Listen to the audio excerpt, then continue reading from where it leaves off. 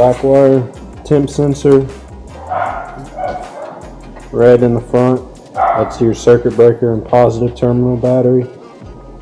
Gray is your ignition wire, and then the back red is positive to the fan, and the other end of the fan gets grounded.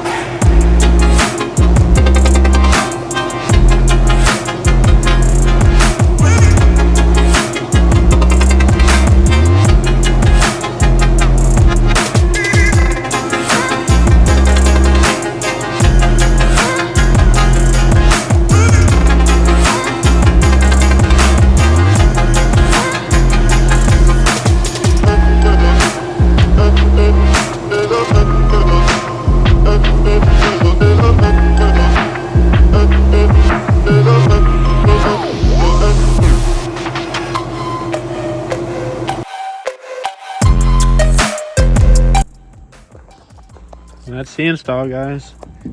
These fans have been great. I've taken it down the road a couple times and Man, it does not move on temperature. I love it. Yep, the temperature sensor, I drilled and tapped the factory water neck because Ford Performance didn't have any more pre-threaded 90-degree thermostat housings, of course. And he has 2 wires from there routed back to the relay.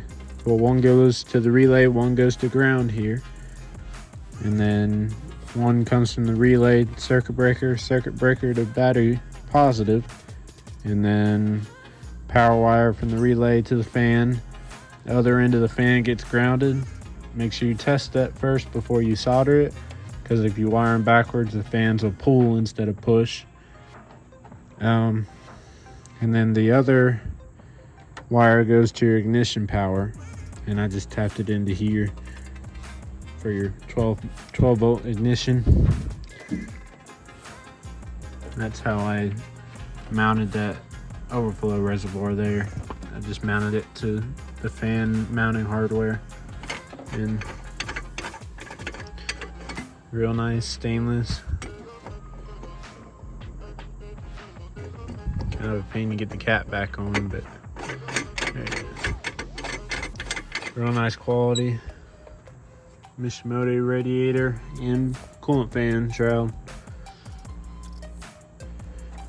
And these are their, I think they're 12-inch race fans, and the temperature does not move whether the AC is on or not, no matter you're idling, cruising, or anything. It's been great.